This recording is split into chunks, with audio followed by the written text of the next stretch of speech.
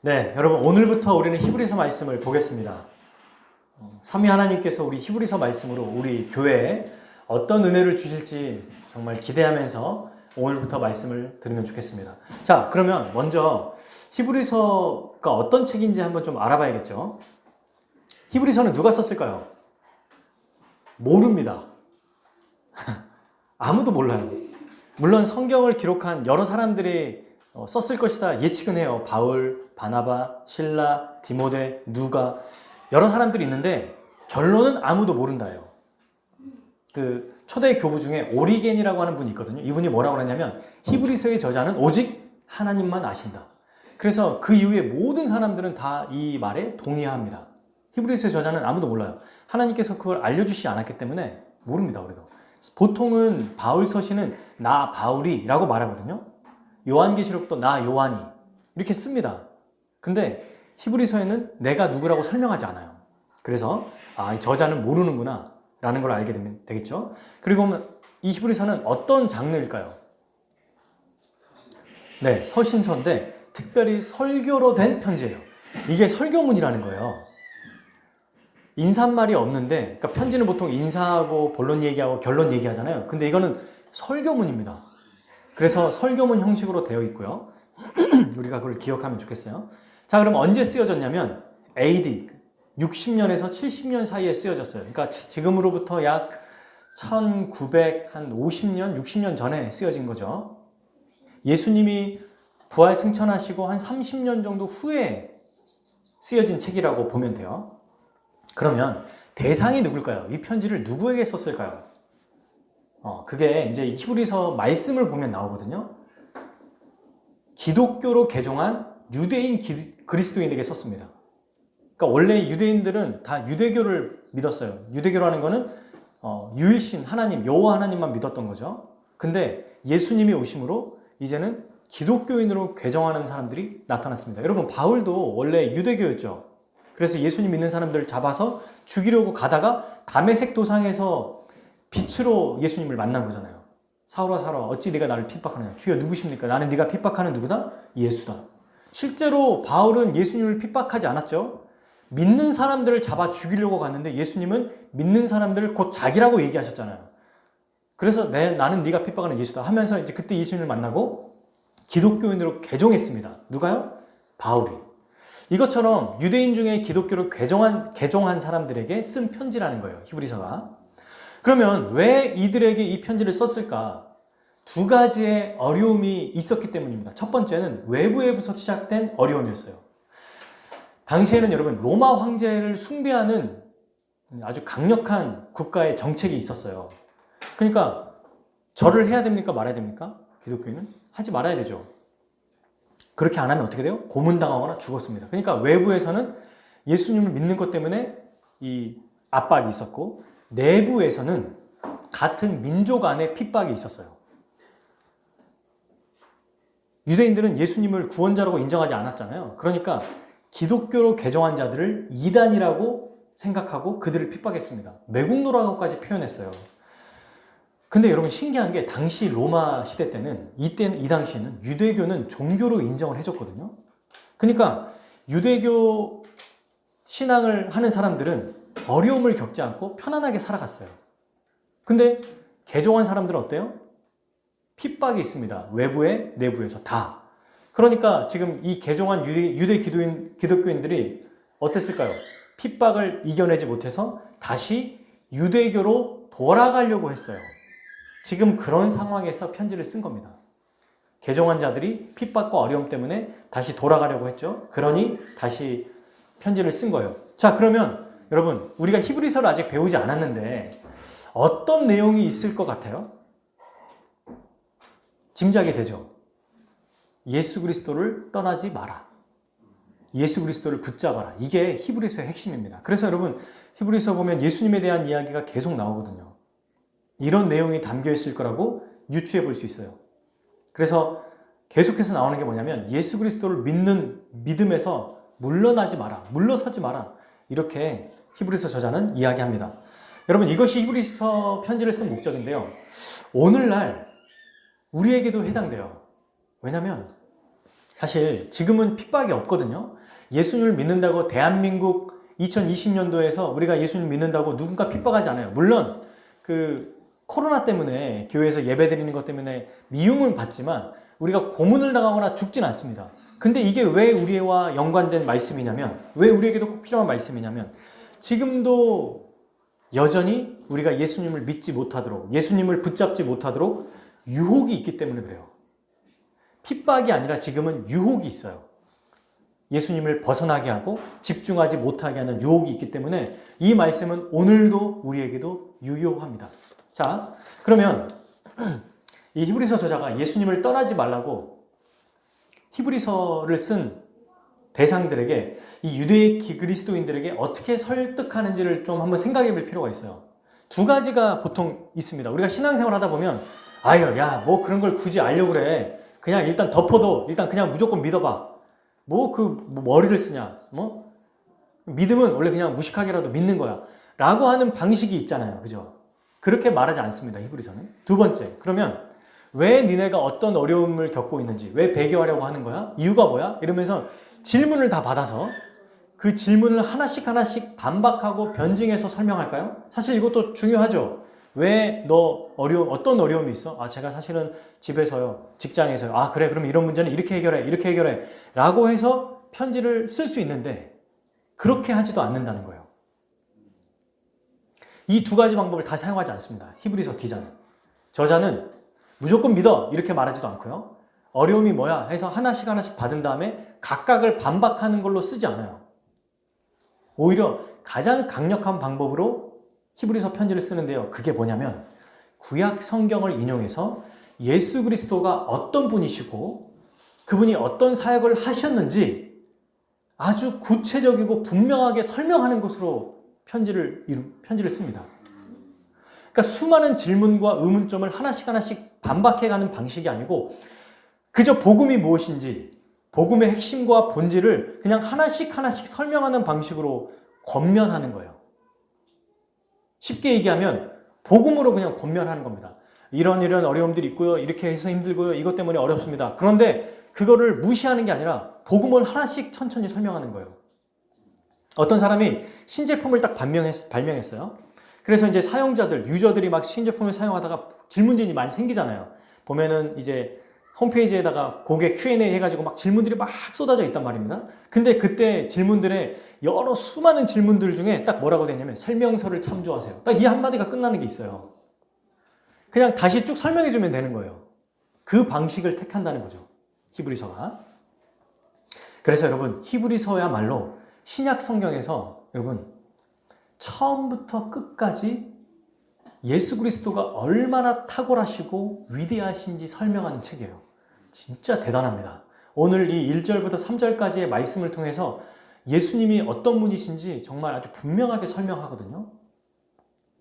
이걸 통해서 위로를 얻고 힘을 얻게 된다는 겁니다.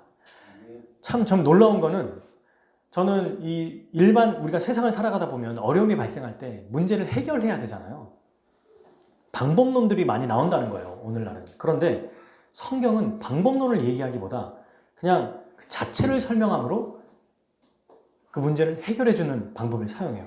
특별히 성경은 예수 그리스도에 대해서 설명하면서 우리에게 지금 현재 닥쳐있는, 당장 내일부터 출근해야 되는 직장의 일들, 그리고 백신 패스에 관련된 여러 가지 어려움들, 또 우리 아이들 이제 초등학교로 올라가고 중학교로 올라가는 이 모든 일들이 우리에게 산적해 있는데 그걸 일일이 답변하는 게 아니라 그리스도를 향해 눈을 들게 하고 그분을 바라보게 함으로 모든 문제가 해결되게 한다는 거예요. 상황이 바뀌지 않을 수도 있어요. 상황이 바뀌지 않을 수 있어요. 실제로 정부 지책에서 저희 처제가 왔지만 저도 투표를 했거든요, 청와대. 근데 여러분, 그 임산부가 백신을 맞아야 들어간다. 사실 지금 진짜 문제가 있죠. 말이 됩니까? 여러 가지, 저는 정부를 이렇게 거부하고 이런 사람이 아니에요. 하나님께서 세우신 권력기관이라고 생각합니다. 그런데 아닌 건 또 아니라고 말을 또 할 수 있어야 되는데, 그렇지 않습니까? 그러면 이제 사실 우리가 살아가는 모든 상황들이 바뀌지 않을 수도 있고, 내가 원하는 대로 되지도 않을 수가 있습니다. 그런데 그때마다 방법을 찾아 나서는 게 아니고, 말씀으로 돌아갈 때 이 말씀이 근본적인 문제를 해결해 준다는 거예요. 말씀으로 돌아가면 근본적인 문제를 해결해 주는데 그게 바로 예수 그리스도를 설명하는 것입니다. 오늘 히브리서가 바로 그걸 얘기하는 거고요. 앞으로 우리가 이 말씀을 배우는 거예요. 그러니 여러분 히브리서는 이제 크게 세 가지로 이 전체가 어떤 내용으로 되는지를 제가 세 가지로 얘기해 볼게요. 핵심은 뭐라고 그랬어요? 예수님을 붙잡아라, 떠나지 마라. 그게 핵심이라고 했잖아요. 근데 이 내용은 세 가지가 담겨 있습니다. 첫 번째, 예수님을 천사와 대조하고요. 모세와 대조해요. 여러분 아마 이건 히브리서를 대충 아시는 분들은 막 대제사장이 나오고 율법 나오고 막 굉장히 복잡할 거예요. 그런데 어쨌든 그런 인물과 또 성막을 대조해서 예수님이 결국 얼마나 뛰어나신 분이냐 그걸 설명하려고 해요. 왜 이걸 설명할까요? 거기로 돌아가지 말고 예수님을 붙잡으라고 설명하는 거죠. 두 번째, 예수님이 성취하신 새 언약이 이들이 돌아가려고 하는 유대교 옛 언약에 비해서 얼마나 더 뛰어나고 탁월한지를 설명합니다. 옛 새 언약이 얼마나 탁월한지. 세 번째, 이 새 언약을 성취하신 예수님을 그러므로 굳게 믿고 굳게 붙잡아라. 이렇게 얘기하면서 히브리서가 마무리가 돼요. 총 세 가지예요. 예수님이 천사나 다른 사람에 비해서 얼마나 뛰어난가. 그 다음에 그분이 가져오신 새 언약이 얼마나 탁월한가. 그리고 새 언약을 가지고 오신 예수님을 붙잡아라. 이게 여러분 히브리서 전체의 메시지입니다. 자, 그러면 이제 이 큰 틀 안에서 우리가 말씀을 하나씩 좀 살펴볼 거예요. 1절 한번 읽어볼게요. 히브리서 1장 1절 옛적의 선지자들을 통하여 여러 부분과 여러 모양으로 누구에게? 우리 조상들에게 말씀하신 하나님이. 굉장히 놀랍죠. 처음 시작할 때부터 여러분 주어가 뭐예요? 주어가 제일 뒤에 나오는 말씀하신 하나님이 주어예요. 성경에. 하나님이 어떤 분이라고 지금 처음부터 시작합니까? 말씀하시는 분이다. 하나님은 말씀하시는 분이라는 거예요. 여러분 사실 안 믿는 사람들은 당연하고 교회 다니는 사람들 중에서도 어떤 생각을 가지고 있냐면 하나님은 이 세상을 창조하는 건 내가 믿어. 근데 내버려 두시잖아. 그냥 알아서 창조한 다음에 내버려 두시잖아. 뭐 관여하시겠어? 지금 이 세상을 봐. 우리가 고통당하고 힘들고 어려움 당하는데 하나님이 뭘 다스리긴 다스리냐. 그냥 내버려 두시는 거지. 마치 부모가 사생아를 낳고 버리는 것처럼 그렇게 하나님을 생각하는 사람들이 있다는 거예요. 근데 성경은 뭐라고 말해요? 말씀하신다는 겁니다. 이 세상을 창조하신 다음에 내버려 두시지 않고 지속적으로 관여하신다고 말하고 있어요. 그게 관여하는 방식이 바로 말씀하시는 방식이라는 거죠.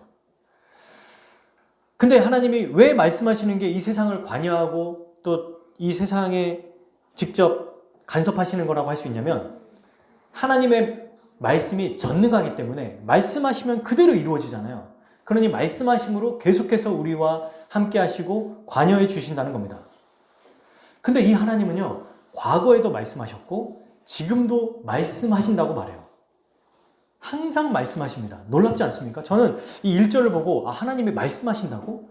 과거에도 말씀하시고 지금도 말씀하시고 미래에도 말씀하신다고? 이거를 더 알게 된 것 같아요. 내버려 두신 게 아니라 그냥 필요할 때만 이야기하신 게 아니라 그분이 먼저 우리에게 말씀하시는구나. 먼저 알려주시는구나 라는 걸 알게 되었습니다. 근데 자, 그러면 어떻게 알려주나요? 하나님의 말씀을 어떻게 알죠? 그게 1절에 나오죠. 옛적에 누구를 통해? 선지자들을 통해. 이 옛적은 구약 성경 시대 전체를 말해요. 옛적은. 그리고 선지자들은 누굽니까? 하나님의 부름을 받은 자, 하나님의 말씀을 전하는 자를 선지자라고 하거든요. 말씀을 대언하는 자.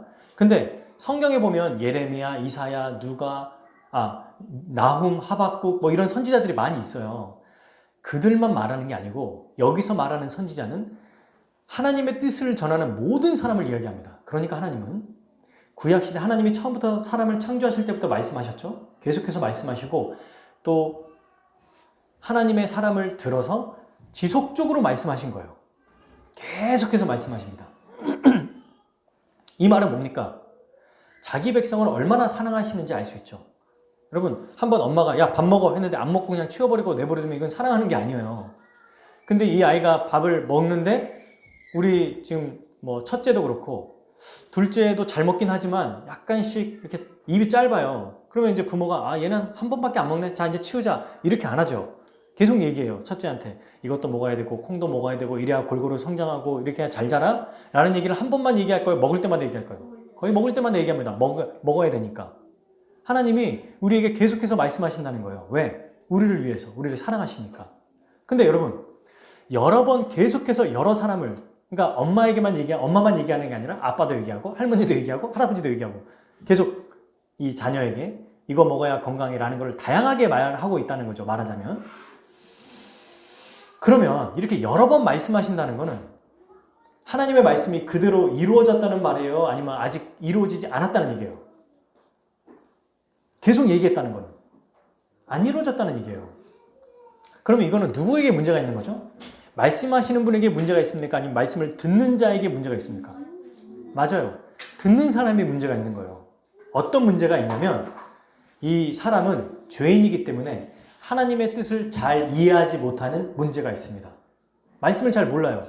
여러분, 선지자들도요, 하나님께서 모든 계시를 다 알려준 게 아니에요. 부분적으로 알려줬습니다. 그래서 시대마다 선지자들이 조금씩 하나님의 말씀을 전했거든요. 그리고 두 번째로 하나님 말씀에 순종하려고 하는 마음과 능력이 사람에게 없었어요. 그러니까 선지자들을 통해서 말씀하셔도 그 말을 이해도 못할 뿐만 아니라 만약에 이해했어도 말씀을 순종할 수 있는 마음이 없었던 거예요. 그리고 말씀을 순종할 수 있는 능력도 없었던 것입니다. 결국 이거는 인간의 죄 때문인 거죠. 우리의 죄 때문에 하나님이 아무리 많이 말씀하셔도 이루어지지 않았던 거예요. 그래서 하나님은 이제 새로운 방식을 택하는데요. 근데 여기서 이제 한 가지 제가 궁금한 게 있어요. 읽다 보니까. 왜 하나님은 이런 방법을 사용하셨을까? 여러분, 이 방법이 안 되니까 이제 2절 읽어보실까요? 이 모든 날 마지막에는 누구를 통하여? 아들을 통하여 우리에게 말씀하셨으니. 네. 하나님은 이제 마침내 자신의 뜻을 완전하게 알려주시려고 자기의 아들을 보내주셨어요. 그러니까 예수님이 하나님의 완전하신 최종적인 계시, 최종적인 말씀의 전달자라는 얘기입니다. 근데 이제 궁금한 게 뭐냐면, 아니, 그러면 처음부터 그냥 예수님 보내면 되지. 왜 복잡하게 여러 방법과 사람들을 보냈을까? 그건요, 구약 성경 전체의 사건을 알면 우리가 이해할 수 있습니다. 구약 이스라엘 백성의 역사는 어떤 역사죠? 실패와 배신의 역사예요. 이게 무슨 얘기냐면 이런 거죠. 하나님이 이렇게 말씀하세요. 자, 네 힘으로 네 인생을 꾸려갈 수 있니? 네 힘으로 네가 구원 얻을 수 있어? 그래, 한번 해봐라. 네가 가진 재능으로 너의 노력으로 할 수 있다면 한번 해봐라. 그래서 이제 내버려 둡니다. 한번 하게 놔둬요. 근데 어때요? 그럴 때마다 실패해요. 계속해서 안 되거든요. 사람은요, 해보지 않으면 모릅니다. 그래서 하나님께서 수많은 사건과 이 긴 시간을 허락한 이유가 뭐냐면 구약시대 전체를 통틀어서 인간이 자기의 한계를 느끼고 자기의 무능력함을 알아서 하나님께 엎드리게 하기 위한 방법을 하나님께서 제시한다는 거예요. 왜 이렇게 굳이 여러 사람들, 여러 방법을 보냈느냐? 인간의 무능력함, 인간의 무능함을 알게 하시기 위해서입니다. 그래서 우리 힘으로는 안 되는구나. 오로지 우리는 피조물로서 오직 하나님께 은혜만을 간구할 수밖에 없는 존재구나. 하나님의 은혜만이 필요하구나 라는 것을 알려주시기 위해서였어요. 자, 이것을 알게 되니 이제는 하나님이 보내신 그 아들을 통해 말씀하시면 우리는 어떻게 될까요? 이제 그 아들을 붙잡아야 되는구나 라는 것을 알게 되겠죠. 만약에 이 사건이 없으면 아들을 보냈어도 아들의 말을 들을까요? 안 들을까요? 안 들어요. 또 자기 마음대로 해보겠죠. 자기 힘대로 해보려고 하겠죠. 근데 여러 사건과 여러 사람을 통해서 충분히 알았어요. 내가 얼마나 한계가 있고 불가능한지, 얼마나 내 힘으로 살 수 없는지, 하나님의 뜻대로 순종할 수도 없고 또 행할 수도 없고 그의 말씀을 이해할 수도 없다는 것을 알게 된 겁니다. 그리고 이제 마침내 이것을 알게 된 자들에게 아들을 보내시고 그 아들을 믿게 하시기 위한 거죠. 아들을 받아들이게 하려고 그 일을 행하신 겁니다. 자, 그러면 이제 오늘 우리가 보려고 하는 말씀은 이거예요. 예수님. 이 아들이 바로 예수님이죠. 이 예수 그리스도가 이전에 보냄받은 구약의 선지자들과 어떻게 질적으로 다른지를 히브리서 기자는 세 가지로 설명해요. 예수님에 대해서. 아까 서두에 얘기했잖아요. 예수님이 어떤 분이신지 아는 게 우리가 이 세상의 유혹과 이 세상의 핍박과 어려움을 이겨낼 수 있는 길이라고. 그래서 예수님에 대해서 선지자들과 먼저 비교해서 설명하는데 세 가지의 탁월함을 설명합니다. 자, 이제 그걸 우리가 좀 알아볼 거예요. 자, 근데 이제 보니까 2절에 이 모든 날 마지막에는 이때 아들을 보냈다고 했잖아요. 이 모든 날이 뭐냐면 구약 시대가 종결되는 날을 말합니다.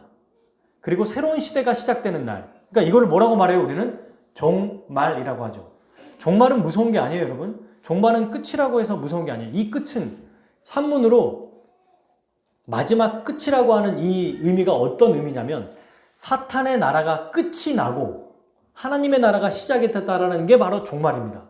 그러니까 불신자들에게는 무섭겠지만 심판의 날에 다가온다고 생각하니까 우리 믿는 자들에게는요, 구원의 날에 다가오는 거예요. 얼마나 행복하고 복돼요?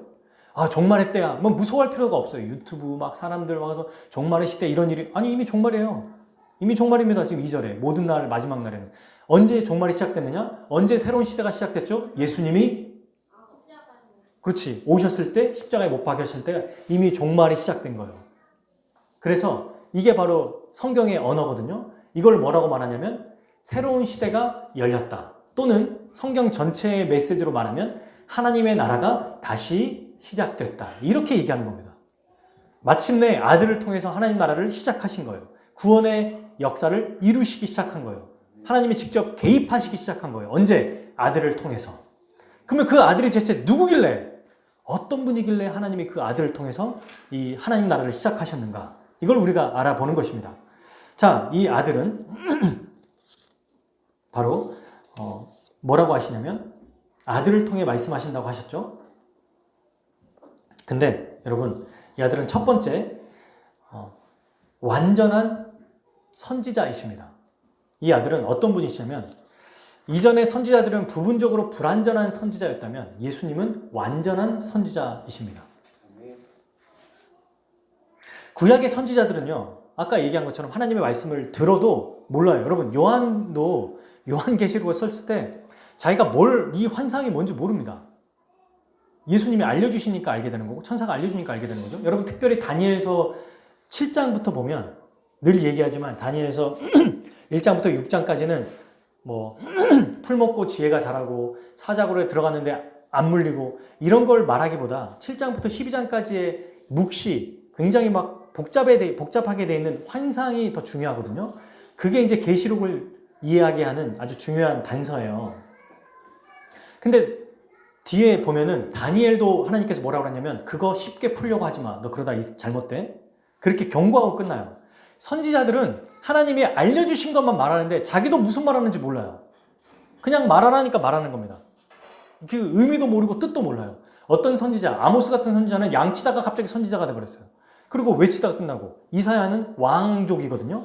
왕족인데도 선지자로 활동했어요. 여러분, 이렇게 다양한 사람들이 양치기부터 그 다음에 왕족까지 많은 사람들이 선지자로 활약했지만 어느 누구도 완벽하게 하나님의 뜻을 아는 사람은 없었고요. 부분적으로만 알았고 부분적으로만 얘기할 수 있었을 뿐입니다. 그리고 그들의 또 문제가 있었어요. 죄인이었기 때문에 하나님의 말씀을 전하는 자기도 말씀에 순종하지 못하고 죄를 지었어요. 그러니 그들이 말하는 그 메시지가 효과가 그냥 말로 전하는 거니까 들으면 효과가 있고 듣지 못하면 안 되는 거예요. 이런 한계가 있었습니다. 그런데 예수님은 달랐어요. 예수님은 하나님의 말씀을 완벽하게 알았고요. 오히려 하나님의 말씀을 완전하게 만드시는 분입니다.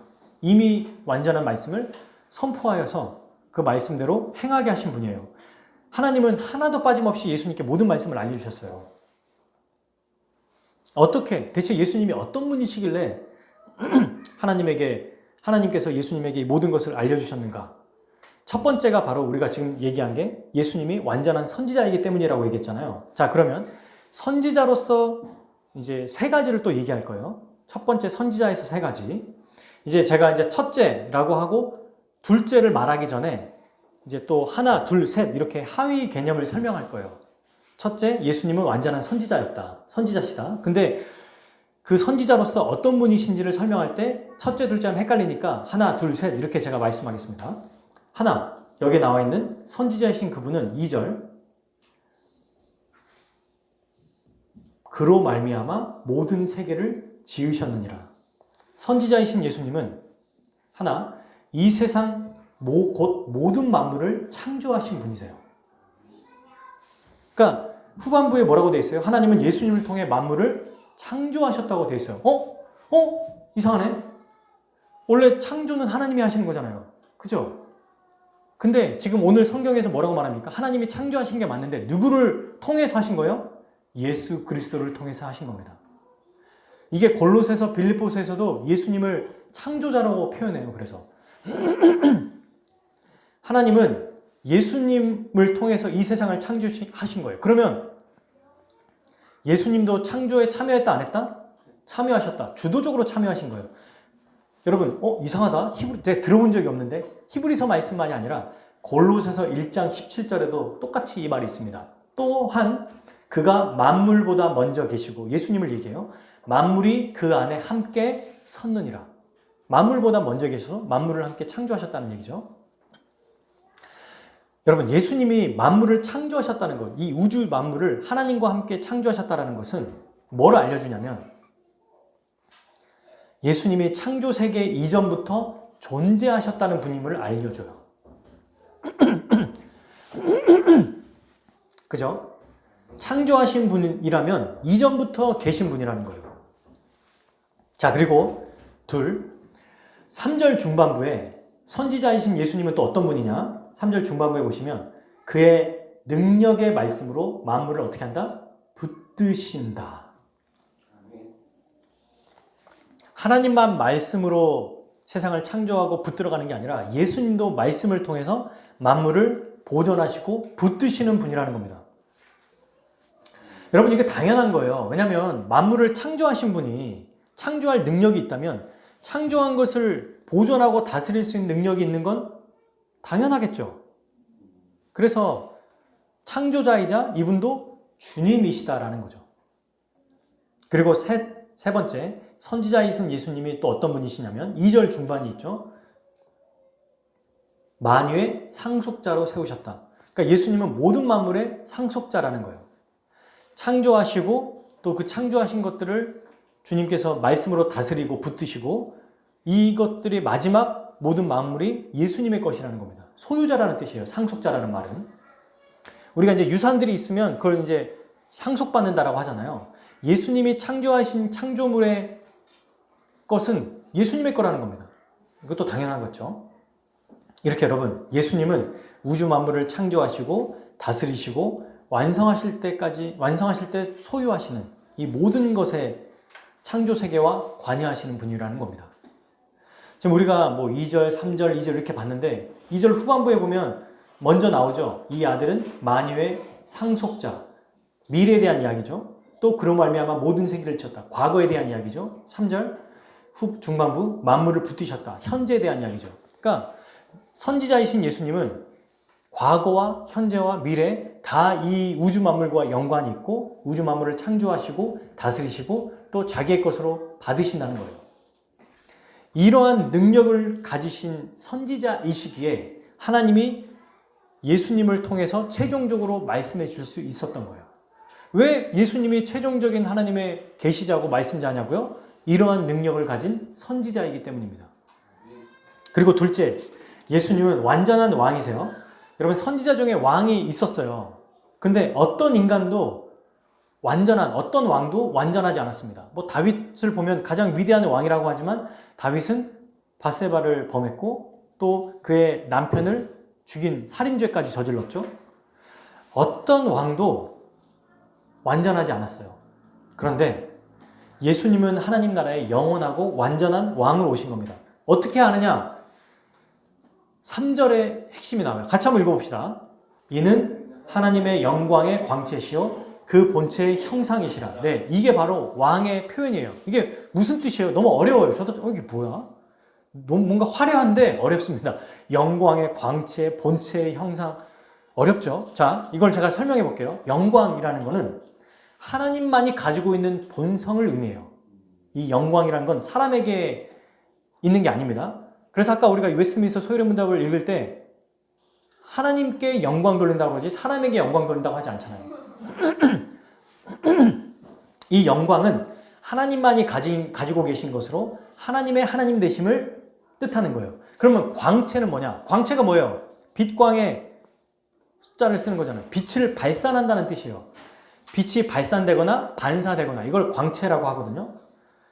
그러니까 이 광채의 뜻은요. 어떤 근원에서부터 뿜어져 나와서 발산하는 것을 말합니다. 예를 들어서 태양은 빛이 있으면 그 빛은 어디서부터 나오는 거예요? 태양에서부터 나온 거죠. 그 빛이. 이걸 광채라고 해요. 근데 예수님이 하나님의 영광의 광채다. 이 말은 뭐냐면 예수님이 하나님의 본성을 발산한다는 얘기예요. 예수님 자체가. 그러니까 발산하는 예수님이나 하나님과 구분이 있어요? 없어요? 없어요.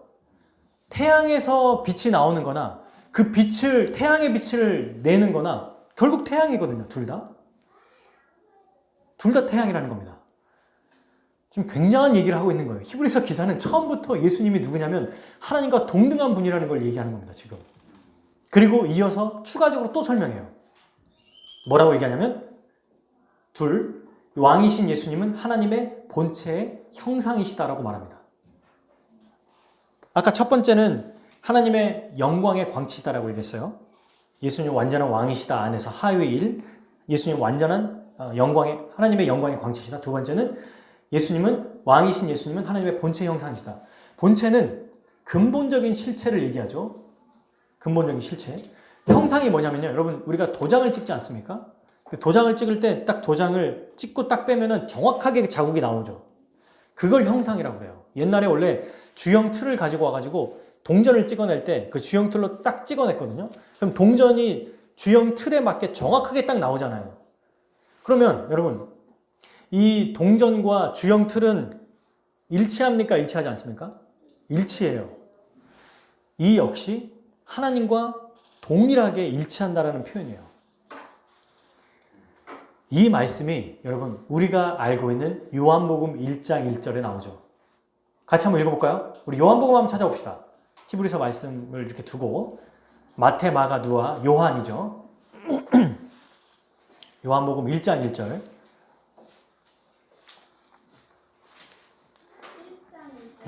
잘 알고 있는 말씀일 거예요. 자, 같이 우리 읽겠습니다. 요한복음 1장 1절. 시작. 태초에 말씀이 계시니라. 이 말씀이 하나님과 함께 계셨으니 이 말씀은 곧 하나님이시니라. 아멘. 지금 요한복음 1장 1절에서 요한이 처음부터 뭐라고 얘기해요? 예수님의 말씀이신데 그분이 하나님과 함께 계셨고 예수님이 누구다? 하나님이시다 라고 얘기하고 있어요. 아예 처음부터. 히브리서만이 아니라 모든 성경에서 지금 예수님이 하나님이라는 것을 얘기하는데요. 예수님은 여러분 요한복음 10장 30절 한번 봐보실래요? 요한복음 지금 1장을 봤잖아요. 10장도 한번 봐보세요. 자, 같이 우리 읽겠습니다. 10장 30절. 10장 30절. 예수님도 자신에 대해서 뭐라고 말하는지 한번 볼까요? 자, 읽겠습니다. 시작. 네. 아멘. 뭐라고요? 나와 아버지는 하나다.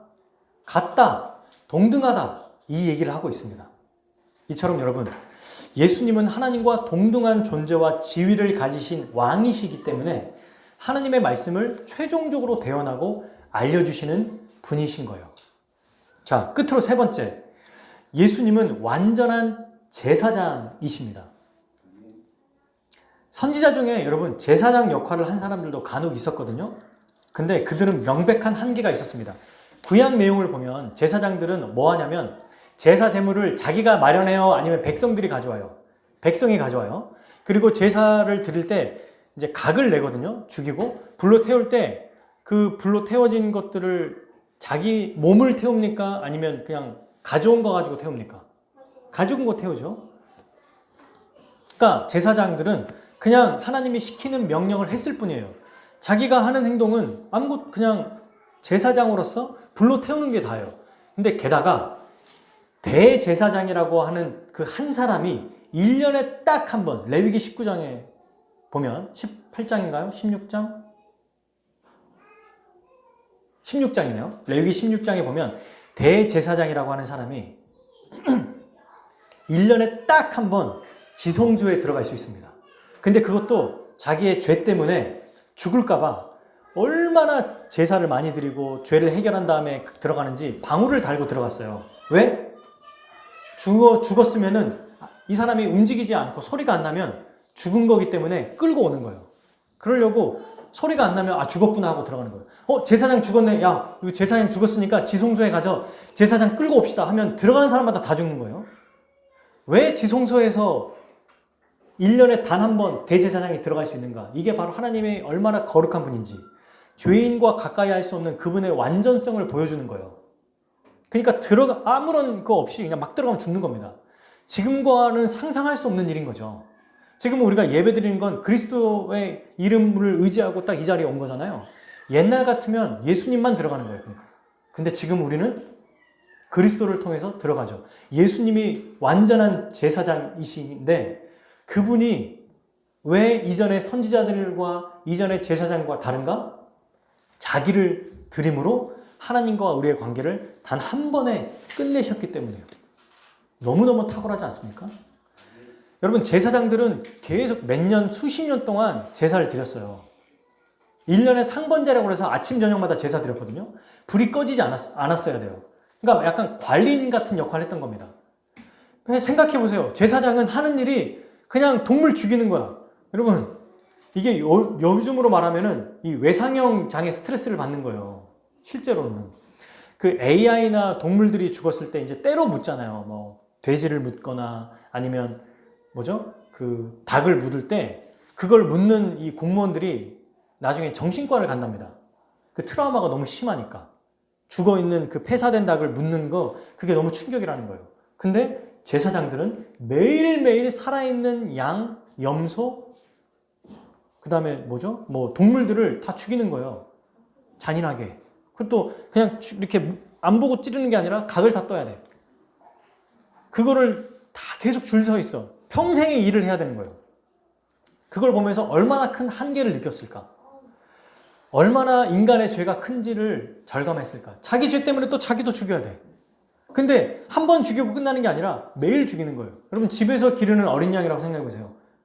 애완견이다 생각해 보세요.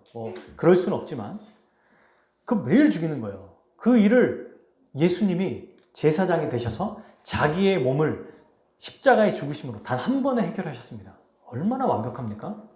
그리고 예수님이 오시는 목적이 바로 이 일이죠. 그게 바로 3절에 나와요. 중반에 나오죠. 어떤 일이 뭐라고 되어 있습니까? 죄를, 히브리서 다시 1장으로 가는 거예요. 히브리서 1장 3절. 죄를 정결하게 하는 일을 하시고. 네. 예수님이 하시는 일이 뭐라고요? 제사장으로서 죄를 정결하게 하시는 일. 문제를 해결하기 위해서 오신 거예요. 이걸 성육신이라고 하죠. 이걸 십자가에서 화목제물 되셔서 죽으셨다라고 얘기하지 않습니까? 근데 이렇게 죄를 해결하신 예수님은 두 번째로 그 다음에 높은 곳에 계신 지극히 크신 이의 우편에 앉으셨느니라. 예수님이 제사장으로서 또 한 가지 하는 게 뭐냐면 왕으로서도 하나님의 우편에 앉으셨다고 얘기합니다. 우편에 앉아있다? 이게 무슨 뜻이냐면 우편은 권능, 보호, 승리를 의미해요.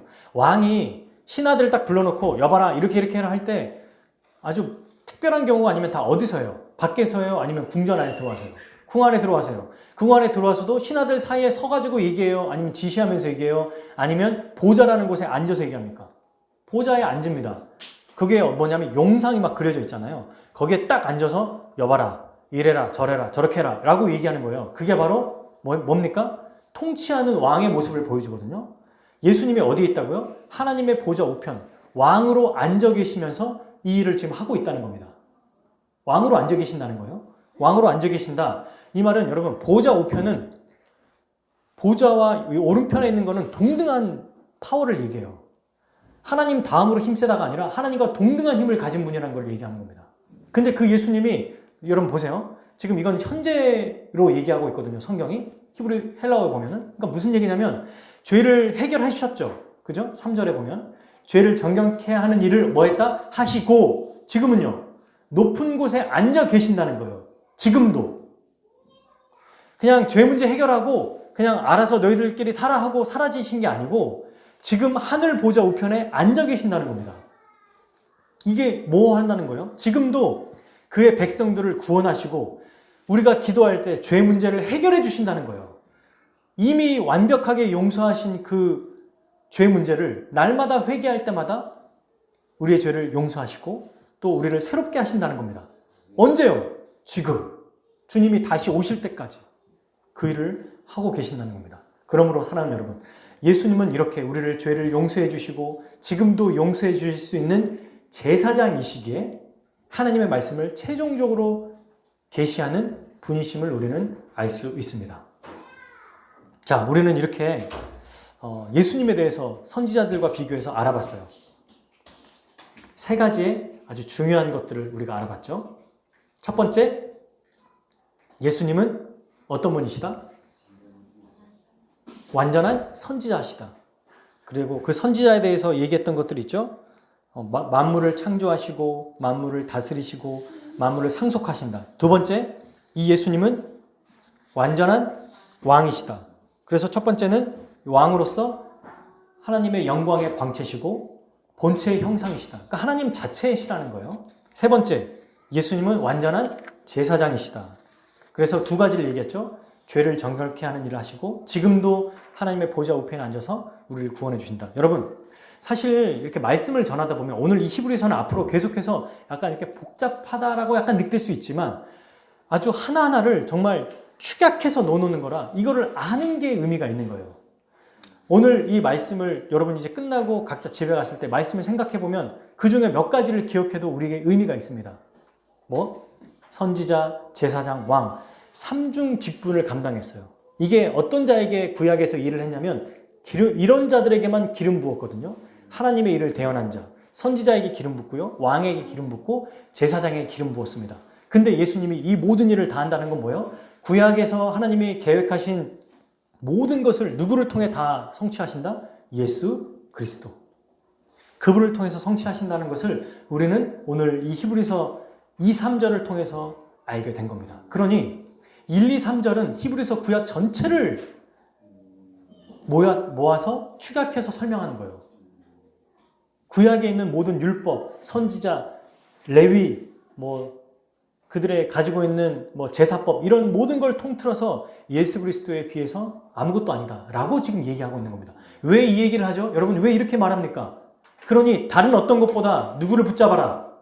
예수 그리스도를 붙잡아라. 누구의 말만 들어라? 예수 그리스도의 말만 들어라 라는 얘기예요. 그래서 여러분 우리는 오늘 말씀의 핵심이 이거죠. 어떠한 상황에 있을지라도 예수님을 우리의 주님으로 믿고 예수님만을 굳게 붙잡아야 합니다. 왜? 그분은 어떤 누구보다 탁월하신 선지자고 제사장이고 왕이시기 때문이다. 그러므로 사랑하는 여러분, 예수님을 절대 떠나지 말아야 됩니다. 이들에게만 하는 말씀이 아니라 오늘날 우리에게도 하시는 말씀이에요. 그걸 위해서 세 가지의 태도를 취해야 돼요. 이것만 제가 말씀드리고 오늘 말씀을 맺을 거예요. 첫 번째, 여러분 오늘날 우리가 예수님과 멀어지게 하는 것이 무엇인지 알고 그것들을 경계해야 됩니다. 이게 무슨 얘기냐면 이 당시에는 히브리서를 받은 이 기자들은 당시에 로마 네로 황제 이런 사람들이 엄청나게 핍박했거든요. 여러분 히브리서 나중에 뒤에 보면 톱으로 썰림을 당한다고 나와요. 근데도 믿음을 지켰다고 나옵니다. 히브리서 11장에 보면. 지금 이런 상황이 있다고 이들이. 우리는 이슬람에 있는 사람들은 그렇겠죠. 중국에 있는 지하교회, 북한에 있는 지하교인들은 이 말씀을 제가 해석하지 않아도 돼요. 지금 현실이거든, 이들은. 이게 실제예요, 실제. 이슬람은 예수님을 믿는다는 건 말 한마디로 가족이 다 몰살당해요. 지금도. 2022년 1월 9일에도 중국도 북한도. 총살이 아니라 가족들을 앞에서 처참하게 죽이고는 그래도 믿을 거야 라고 말하거든요. 근데 오늘날 2022년도 대한민국 특별히 서울에 살고 있는 경기도에 살고 있는 우리에게는 이 말씀이 와닿지 않을 수 있습니다. 왜? 우리는 이런 핍박이 없거든요. 이런 고난이 없어요. 그런데 우리에게 대신 무엇이 있냐면 오히려 더 무섭습니다. 예수님에 대한 관심을 멀어지게 만드는 유혹들이 존재해요. 오히려 여러분 더 뭔가 때리고 이러면 더 붙들게 되거든요. 근데 관심 없게 만드는 게 더 무서운 거예요. 이게 더 무서운 겁니다. 그러니까 오늘날 사탄은 오늘 우리에게 어떻게 하냐면 박해에서 예수님을 멀어지게 하지 않고 오히려 예수님을 관심 두지 않게 하는 거. 마치 여러분 이런 표현 있죠. 뒷방 늙은이 취급한다. 사람이 있는데도 투명인가 취급하는 거예요. 그러니까 예수님을 안 믿지 않아요. 믿어요. 받아들여요. 인정해요. 근데 예수님만 붙들지 않는 거야. 예수님도 필요한데 이것도 필요하고 이것도 필요하고 이것도 필요해. 그러면 결국에 어디로 쏠리는 줄 아십니까? 예수님이 마태복음에서 말씀하셨죠. 두 마음을 품으면 반드시 자기가 좋아하는 쪽에 그걸 섬기게 된다고.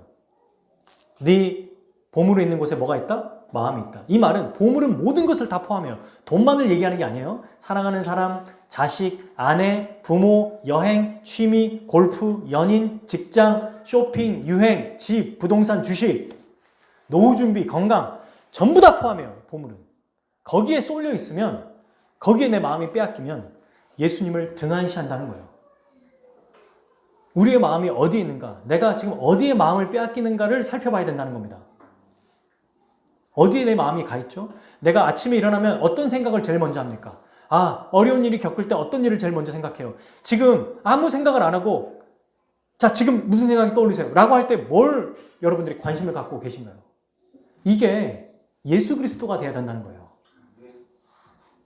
그러니 여러분, 내가 약한 것이 무엇인지 알고 그것을 조심해서 그리스도를 믿는 믿음에서 떨어지지 않도록 계속해서 붙잡을 수 있도록 그리스도를 붙잡을 수 있도록 우리가 유혹되는 것들을 경계해야 된다는 것입니다. 이건 사람마다 다 다를 수 있어요. 다 비슷하긴 한데 돈에 약한 사람이 있고요. 유행에 약한 사람이 있고요. 사랑에 약한 사람이 있어요. 가족에 약한 사람이 있고요. 건강에 약한 사람이 있습니다. 미래에 대해 약한 사람이 있어요. 오늘날 그 소확행이라고 들어보셨죠? 나는 큰 거 바라지 않아. 소소한 행복으로 확실하게 이걸로 할 거야. 거기에 또 몰입되는 거. 당근마켓? 중고나라? 눈만 뜨면 핸드폰 기사? 요즘에 대선이잖아요. 그래서 저도 계속 대선 기사만 막 보게 되더라고요. 여러분, 정치가 우리를 구원해주지 못합니다. 누가 됐든지 간에, 대통령 누가 됐든지 간에 괜찮아요. 하나님이 이끌어 가시는 거니까 거기에 너무 매일 필요가 없어요. 우리는 너무 관심을 갖는 걸 가지면 마치 그게 우리를 구원해주고 우리의 모든 걸 대변해줄 것처럼 생각합니다. 안 돼요. 여기서 벗어나는 게, 이걸 경계하는 게 일단 가장 중요합니다. 그리고 두 번째, 히브리서 기자가 우리에게 말씀해 주고 있어요. 어떻게 하면 예수 그리스도를 굳게 붙잡을 수 있는가? 두 번째가 바로 3장 1절 후반부예요. 한번 읽어볼게요.